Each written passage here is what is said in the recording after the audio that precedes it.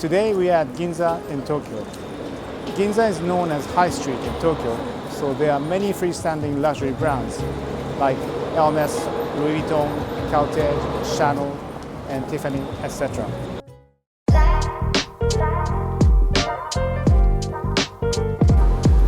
This area has the highest land price in Japan, like 20 million Japanese yen to 80 million Japanese yen per tsubo, which makes 6 million to 24 million Japanese yen per square meter. The rent is very high, but the brands are paying it not only for the sales from the stores, but for the advertisement. Therefore, even you're off the main street, the land price is still high, and the size of the plots are even smaller. Here we're at the site. This is how the site looked like before we started the construction. The size of the plot is 5 meters in depth and the width is 6 meters. We have only 10 tsubo, which is 33 square meters. This is supposed to be a commercial tenant building, and the question that we had was whether we put the lift or not. If you don't put the lift, you cannot put more than 3 stories. It will be very difficult to bring up the customers up to the 4th floor. However, 3 stories were not enough. We needed more floor area to have enough investment yield. If you put the lift, you can make the building with more stories. However, as the land was so small, we had a difficulty to put both lift and stairs. We made the stairs as steep as possible, which is allowed by the regulations, and we installed the smallest lift. However, we're still missing some centimeters at the foundation.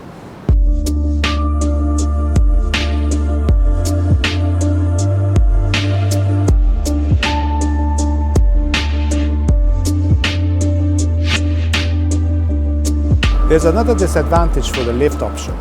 If you rent each floor individually, you need to have a lobby at the ground floor in order to access both stairs and lift. And that will eat like 2/3 of the ground floor. Therefore, the whole building will be needed to be rented to a sole tenant. If there is only stairs, you just need access to the stairs from the front. So you don't need any lobby. And each floor can be rented individually. The client wanted to go for the lift option, but we still needed to sort out the foundation. If you try to do the excavation and build a temporary retaining wall and put the foam liner for the concrete, 20 centimeters here is technically not possible. Then we came across the contractor who did the sinking foundation method before. This is the method to cast the concrete foundation above the ground and dig and remove the soil underneath the concrete and make the whole foundation sink. This method is often used for civil engineering work, for bridges, but not much for architecture. The depth of the underground structure was 6 meters in total in order to make the basement level and the pit under that. The depth of the pit was a bit deeper than usual, so it can reach the hard supporting layer. So we didn't need to use any piling. At first we put the sharp metal triangle pieces so that the concrete slab foundation can sit on it, and it will be easier to sink the foundation when you dig underneath. Then we cast the concrete on top. As it was too much to sink 6 meter concrete in total, we separated that into 2 pieces. The first piece was 2.4 meter depth. Actually, it was very strange to see the solid concrete wall without any openings facing the street. Many people on the street asked the contractor what was that piece, as it looked very bizarre. Once the concrete is ready, you start digging. It looked like a bank robbery or a film Escape the Victor.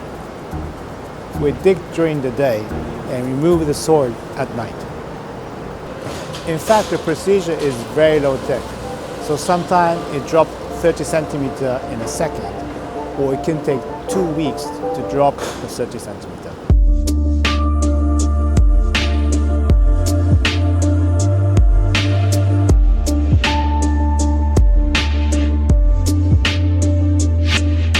It was very difficult to control the level of the foundation. You need to dig each corner carefully to keep the horizontal level. Actually, it is more difficult to keep the position of the foundation, as it always tilts when you drop. It started twisting the position plan-wise. When we dropped the first 2.4 meter foundation, The left-hand side of the corner was 8 centimeters coming towards the front street. The second part of the foundation was 3.6 meters, and we decided to put at the original position by shifting the upper part from the bottom.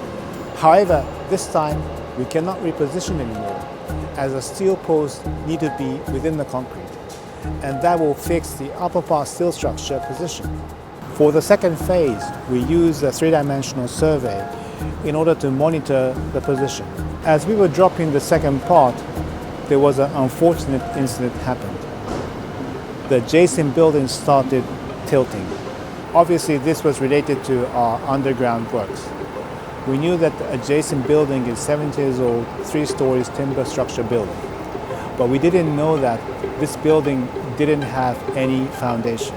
Our contractor agreed with the owner of the building to demolish, as the building structure was too old and weak. The local authority people commented that even if we had a standard excavation foundation work, this building would have been tilted as there were no foundation. We were very sorry for the tenants inside. Then the contractor supported them to set up a new store nearby. It is very difficult to build a new building if you have a very old building next by.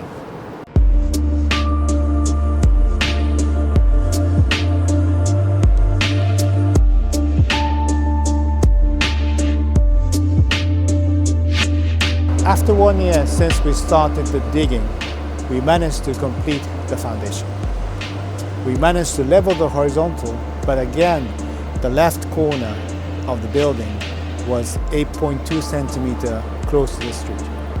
As we had some allowance on the window sash by having 15 centimeter depth frame, we used that to adjust the difference. The window sash is parallel to the street line, but the structural grid is not. The depth of the frame is here, it's 6.5 centimeters instead of 15 centimeters. So let's go inside the building. So here's the entrance door. And we also have a fire door, which is this one, to maintain the escape route from the escape stairs to the exits.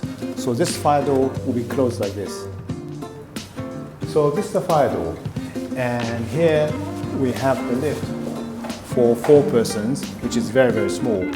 And in order to fit both the lift and the stairs over here, we needed to overlap the steel posts and the substructure of the gypsum wall, which is the fire compartment. As mentioned before, if you want to rent each floor individually, this area here will need to be a common lobby, so the ground floor lease, which is here, will become too small. So now let's go down to the basement. The stair is very steep, but as we design the handrails in a certain way, especially this vertical bar at the corner, you feel quite safe when you go up and down. For the steel frame, we use a special post called kakuhot. This is originally a round tube and compressed to a rectangular, so the size of the post is very slim comparing to the strength. Above the ground is all steel stairs like this, and at the basement, the stairs will be concrete.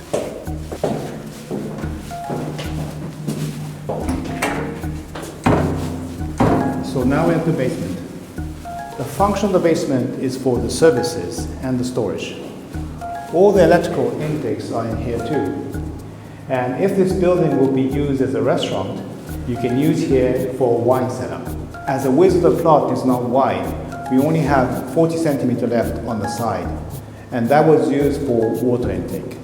Normally, all the switch pipes had to go through the side of the building under soil. But here, we have to go through inside.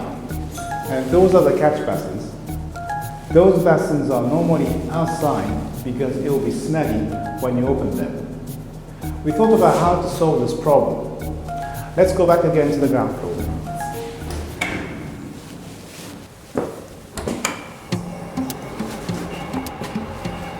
So this looks like a stage at the window display. This is to separate inside and outside inner section. And this is an access panel at the front to reach the cat basin from outside. you can open it like this. There was also a pipe space problem. The space at the back, which I'm inside for the moment, is only 40 centimeters towards the adjacent building. This building wall is right against the side border, which is here. Therefore, we couldn't make any fresh air intake or exhaust grill because you cannot access inside here and maintain. We were planning to make a new pipe space at the side of the building. But if it's a normal pipe space, you cannot put any fresh air intake. Therefore, we made this pipe space external. We cover this with metal mesh so that you can use this space for putting fresh air intake or exhaust. So those are the access panels. So those are the access panels looking from inside. So it will be easy to access when the tenant's doing their works. They are watertight, but it is removable. So for the facade, even the size of the building is very small. We wanted to put some luxury feeling in it. We thought about the tenant can be either like a jewelry shop, or it can be a watch shop, or it can be a very expensive restaurant. So we made the separation at first between the vertical stairs and the rest of it, and we also split in each level, and we made all the frame with a golden finish. And where there are the stairs, you can see the ground floor stairs, but above that we had an idea of having an illuminated sign for the advertisement.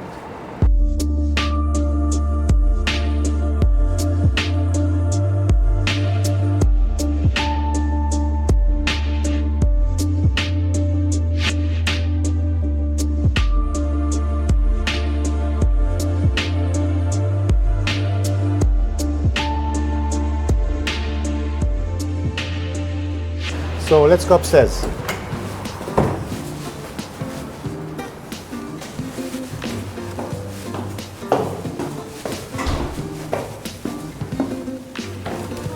So here we have the first floor.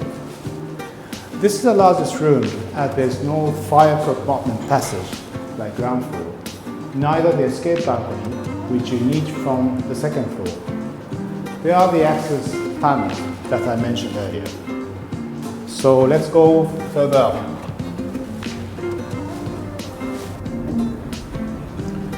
So now we're at the second floor, third floor in Japan. We have the escape balcony here. So this is the escape balcony. You have the escape ladder hatch from the upper floor, which you can see. And once you're on this floor, you take out the ladder from this box and hang it here. So this is the ladder hanging system I mentioned earlier. We had to adjust the height of this hanging system so that the steps will not interfere with the balustrades. Otherwise, it will stick out from the premises. So now I'm back from the escape balcony. And if the tenant wants to do a restaurant, the kitchen is supposed to be on this floor. It is not the top floor, and it is most standard middle floor. So we put the kitchen extractor duct here, and this is the intake. And also we planned a hole for a potential damway duct. So now let's go to the top floor. So now we're at the top floor. And this is the escape balcony. And here is the access hatch. So let's have a look a little bit inside. So those are the access panels that you can access to the pipe space outside. And this is the drain pipe. And these are the kaku-hot steel structure. And that's the fresh air intake. And this is the electrical intake that we have the electrical panel. And that's for the MDF. And this is the fire alarm. And so from here we can try to go to the rooftop from the stairs. So we're going to the rooftop. You can feel the natural light.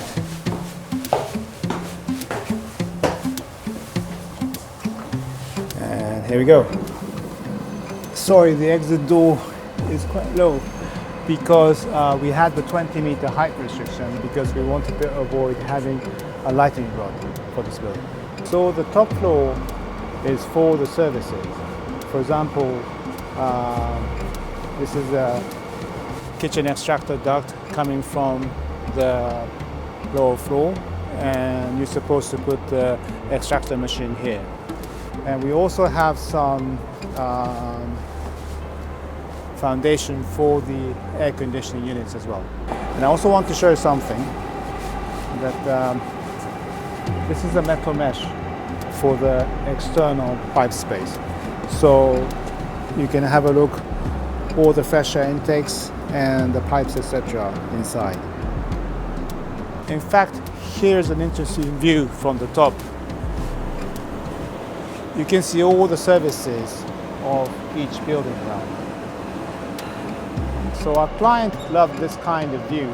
So if you wanted to put like pavement here so that the customers can come upstairs and have a drink. So we've also made a counter for the bar. So now we can open a champagne. Cheers. That's it for today. Thank you for watching.